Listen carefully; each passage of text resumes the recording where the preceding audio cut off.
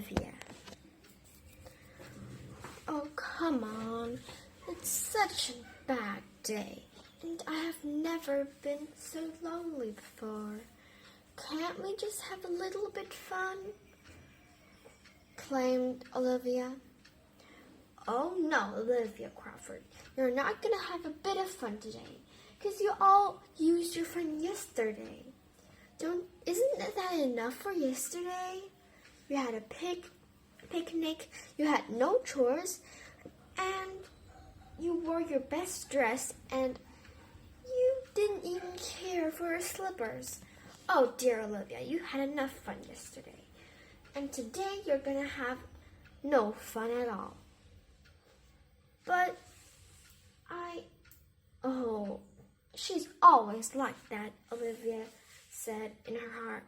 But she dared not say that, because Aunt Smith was a very, very sharp woman. And if you want to deal with her, you'll have to have a sharp mouth too. But Olivia had a rosy mouth, and she really didn't want to utter bad words with her beautiful mouth. Olivia Crawford was a 12 years old girl. She had chestnut hair and had beautiful blue eyes with a rosy mouth that had a little smile and made people want to smile back. She was one of the pretty girls in her town, but nobody ever thought her very nice or what the other girls are.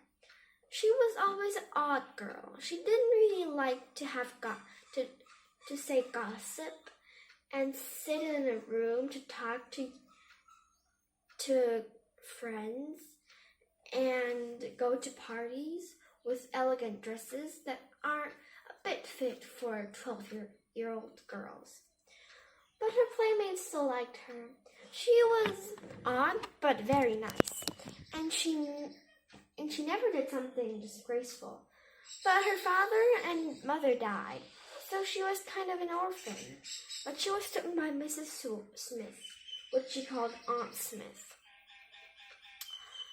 Mrs. Smith was a very kind old woman, but she really didn't know about little girls or boys. She never had one, and she never liked them. But meeting Olivia, she thought she was the odd kind that she liked, because Mrs. Smith was an odd person too. Her husband was a farmer, and they had a little neat farm in the countryside where they took Olivia when she was 9.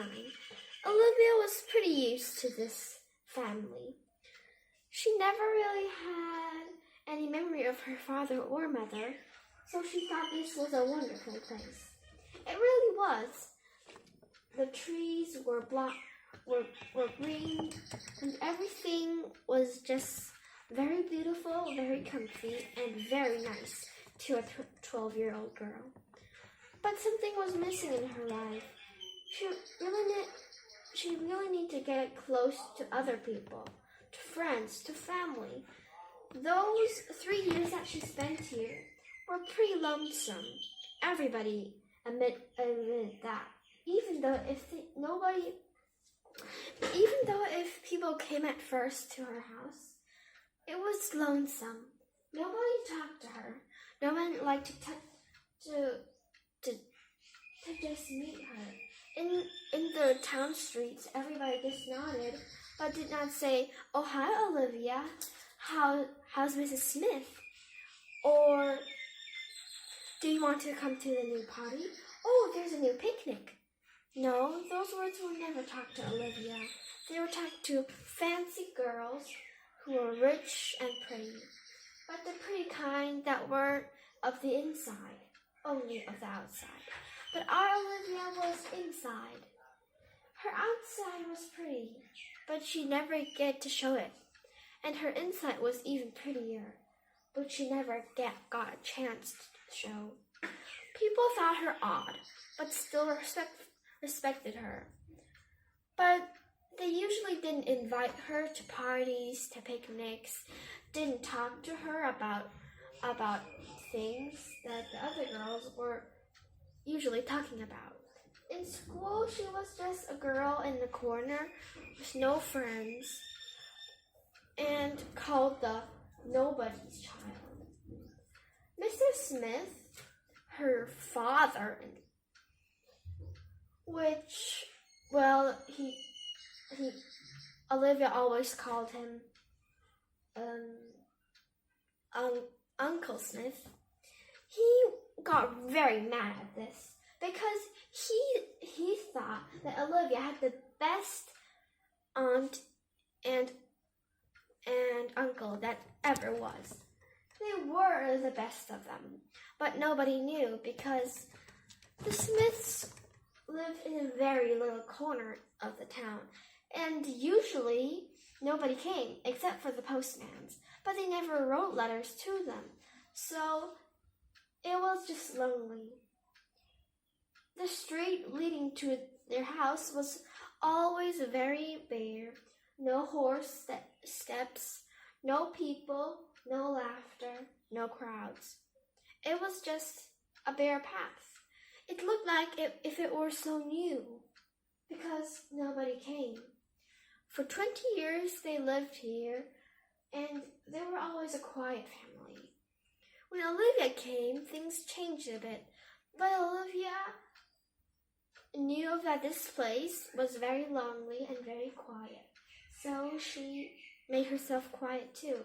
But her little aching heart still burned, and she knew someday she would make this place alive and take place. The Smiths were a respectable family, they could say, but except for church, they did not want to go. So usually the girls annoyed her. They didn't see her, they said, or they didn't knew she was there, but she just didn't want to play with her or even get to know her. That was a mean part, because Olivia was a lively girl, and nobody knew that. Without knowing that, people just skipped her. They never knew her, or cared to know. It was all very lonely. Nobody knew her, nobody wanted to know her.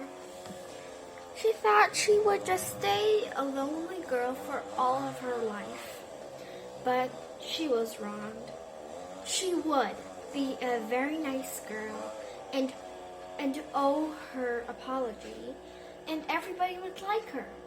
But how would that be possible if her house was covered by hills and nobody was able to get in there without a long ride and a lot of sweat from the horse? And nobody wanted to know her yet because they thought from the start she was a nice girl. But after the unpleasantness she had, she wanted to recover, but it was hard to climb up from a big rock that is always pushing you down. She made the rock herself, I admit, because she didn't talk much in the first month. So everybody thought she was a quiet girl, but then she wanted to do society with her. But no, she didn't want to join. She thought that they would ask her. But she did not want to ask them because her pride was a lot that time. But now her pride had melted and she wanted to go. She wanted to ask, but would anybody even care to say yes? They would always say, "I'm sorry, but we're full," or something like that in a doubtful tone that meant we don't want you because you did not even ask. It was hard, very hard, but she tried to climb up. But then there was a problem. Mrs. Smith and Mr. Smith were one of her guardians, and uncle and aunt must be obeyed. and they led a quiet life and did not like changes. And if by meaning changes, it means to change their kind of life. They did not like society. They did not like parties. They did not even have really much friends, except for Mrs. Moore and the Moores. But they never came because they were far away from them. And even if they came, she was always in her room, just listening to the little children about her age, talking and laughing. And the girl's tone, she always so wanted to know her. But she did not know why Uncle wouldn't let him. Even Aunt begged, but Uncle wouldn't. She did not understand it, and it puzzled her. She thought that she might not be good enough to see her, so she worked so hard and was so thin and pale. But no yes came when she asked, "May I go downstairs?" Until one day, Uncle wasn't home and the Moores came. She was upstairs as usual because she did not know that Uncle was out. She just knew the old rule and did not even try to make herself better or do anything to go and see what the Moores are. But after a long time, she missed something. The something was Uncle Smith's loud and clear voice when he talked about something. She couldn't listen to what he was talking about, but she knew the voice was talking, and when the voice stopped, she knew she could go down. But no voice came. She thought, but how? Because she could look from her little window that there came a carriage. A beautiful one, but not so very splendid. But it was just weird. She thought that this might be someone else's carriage, but no fancy carriage ever came to the house except for the Moores, and it was very splendid a carriage. And she heard that the Moores were pretty rich, so she guessed it was the Moores. But no loud voice stopped, because it didn't even start to talk. She started to wonder. She opened the door a little bit so she could hear some of the conversation.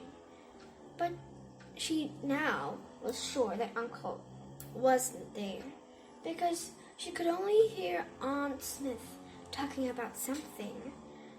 Something which she didn't know, but she knew Aunt Smith didn't like having friends over. And only if Uncle Smith wasn't there, she'd have to entertain them. She thought I would be harmless to go there and help myself with Aunt Smith.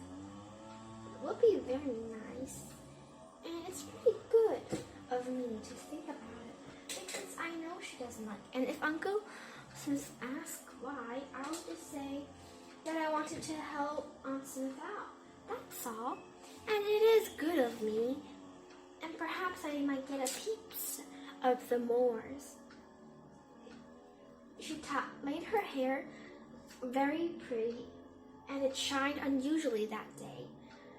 Her pale face reddened with little dimples, which didn't come for years. And her mouth was always pale, but when it came, it was red. Now it was plummy again. And she came down with a beautiful hair that quite startled Miss Smith, because she was used to that pale figure who didn't even walk straight because she had no strength.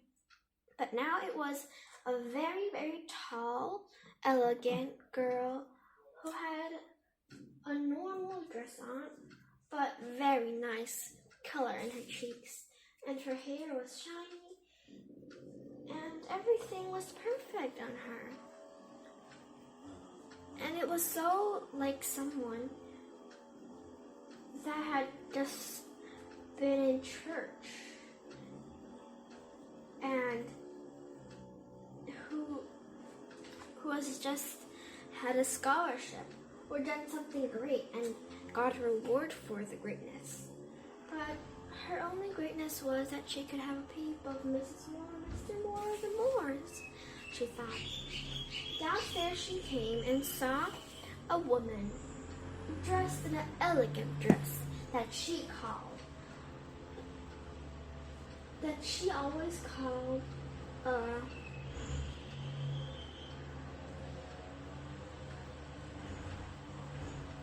a society dress, which she always called. And she found her face very, very, very nice to look at. It was not really colorful like her cheeks, but it was very nice, and her mouth was very in a kind of mood to smile. Her lips were thin and pale. Everything on her was thin and pale, but she had the air of whom that can talk good and could make little girls of 12 like her in the sight of her. Her fan waved in the air and said, "Sit down, sit down. I just want to have more company. I like Mrs. Smith's company, but I love many people's company, even more than just one. Sit down. I guess you're the girl who's called Olivia, right? Am I wrong? I'm sorry if I am. I've heard a lot of you, and I really wanted to see you, but you never came down. Darling, why didn't you come down earlier?" And she talked on. In the way she talked, it was a little bit of a kind motherly talk, with dears and darlings in it. But she was thinking about something else. Why did she put on this air? Like, it was so weird for her. Never did anybody talk like that to her. Everybody talked like stiff. If it were someone else, they wouldn't wave a fan and let her to sit. They would say, "Ah, you're the Olivia. I've heard a lot of you. You may sit if you want to." And when she asked questions, people won't want to listen to her because they wanted to get rid of her and not talk about her. It was weird that this Moore wanted to just know her, and the way she taught was like if they were friends forever and ever so long. But they just had seen them in the streets once or twice. Oh, it was so great to have known that someone at least cared for her, except for Uncle and Aunt, she thought. They talked and talked and talked.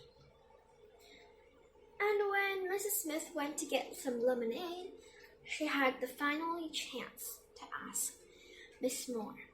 "Mrs. Moore," she said in a pretty tone, "how do you know about me?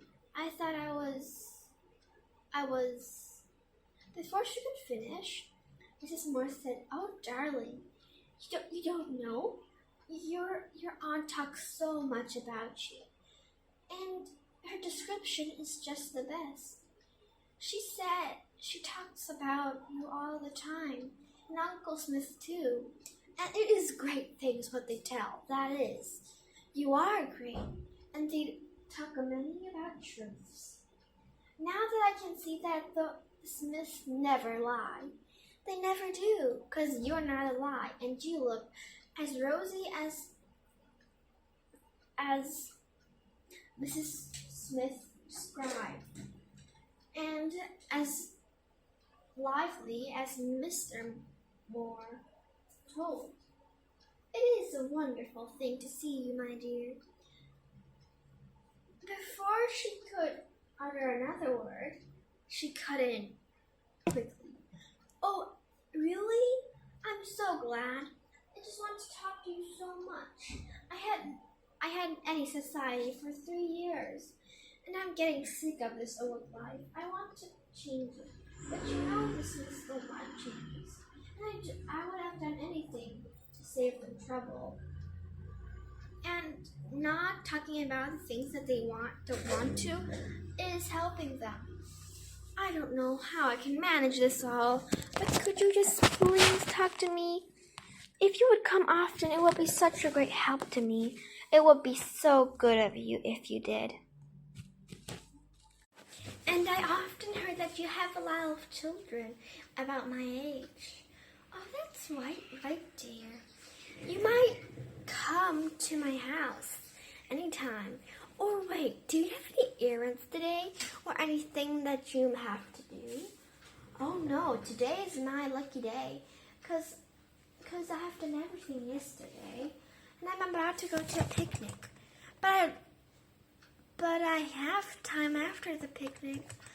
Oh, I'm so sorry, said Mrs. Moore. But no. If you have a picnic, go enjoy your picnic. I just wanted to ask you for an invitation. I just wanted to invite you to my house and meet my little girls and boys and talk to my husband and me. It would be such a delight to me to know you, but it's okay. Another time is also well. Olivia was so excited and so astonished in her life. She had never got an invitation to anywhere before, except for some picnics that were boring. But for her, a picnic was so great, and an invitation to a home so elegant and people so elegant was even more than a picnic.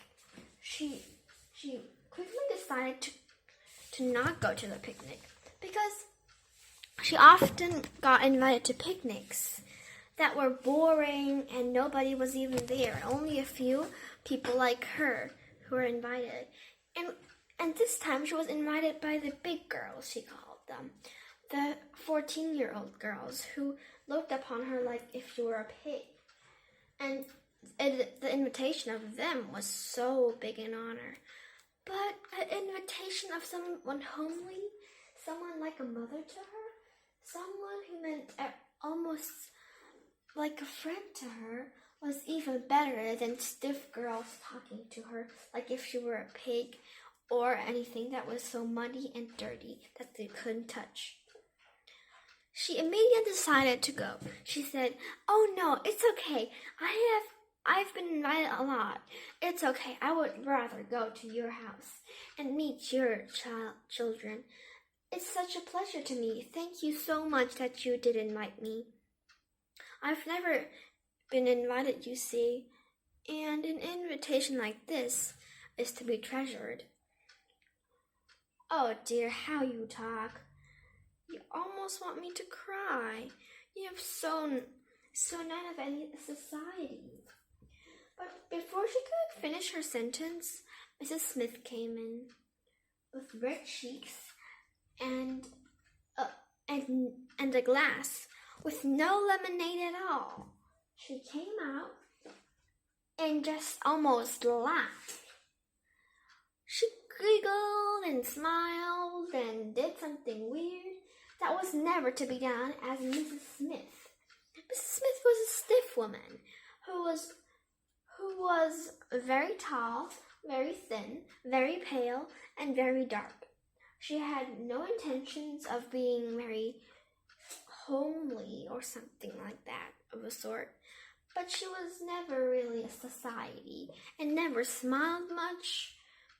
But in her younger days, she was a very, very famous beauty. But after she married Mr. Smith, it all came down to her, and she became old and dusty and everything, and all the color went out of her. It was just very, very, very bad. Well, now she changed. She was a young girl who about 16 who was invited to her first ball. It looked like if she was. But no, what was she laughing at? Oh, I listened. I'm so bad. But I had to, she said in a demure way, laughing and crying and doing everything at once. I didn't. Oh, yes, I did. Oh my gosh. It's such. Oh my, I'm getting so old and uncolorless. I need to laugh a bit and get a bit of gossip, a bit of liveliness, a bit of unforbidden happiness, she said in a laughing tone. What do you mean? Olivia asked in a questioning look. Well, I mean, I listened to your conversation. Isn't that such a mischief like you young folks always do? I want to be young, and I'm doing what young makes me. Oh dear, I like it. I like to be young and do mischievous things, and be one of a sort of mischiefy girls like you are. How did you come upon to come down and come to Mrs. Moore? It is such a demure thing to be old, but I like to be young again. Oh, I'm so sorry. I was just out of my mind. I know I am. I'm just so sorry, but I'm very, very grateful that you did not listen. That you did not hear me, I mean. It's very accordingly thing. And perhaps it was just a very funny thing I did, and it was nothing. It was nothing meant to you. It's okay. I didn't listen to anything really precious. I'm just gonna say that you're allowed to go, Olivia. You're allowed to go for once and for all. You're allowed to go to parties if you're invited to, 'cause I ain't gonna listen to no Uncle Smith anymore, 'cause I am something. I'm a woman, and I have the rights to say what my orphan girl is gonna do, and I'm gonna say it rightly. So, you may go, and you may go to anything people invite you, and you may play a little, but don't forget your work, that's all. And then she went laughingly back to the kitchen and did her lemonade, which she did not do because she was listening. Isn't that splendid of her? She said, and she almost gave a little laugh. Oh, I just love the times when people are so nice, and I hate the times when people get moody, like me sometimes.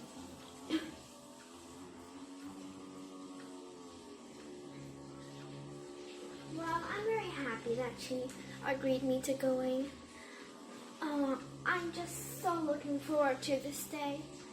I was always thinking I might get to know society, and I might just have a little fun.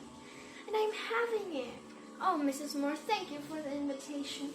And I'll thank 1,000 times my aunt for letting me go and accept the invitation. I'll build some castles in the air, and you might enjoy your afternoon with my aunt. Thank you for the invitation again. And, I just couldn't thank you enough for the invitation. Oh, don't flatter me too much, flatters. You kids always think this is precious. It's just a little thing I can do for you, children.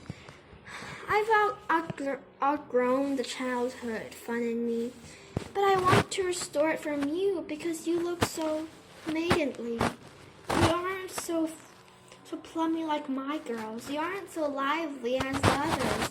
You don't play much. You don't go to society. You're like an outdone woman, but you shouldn't be before you're 20. And you're just 12, a mere child.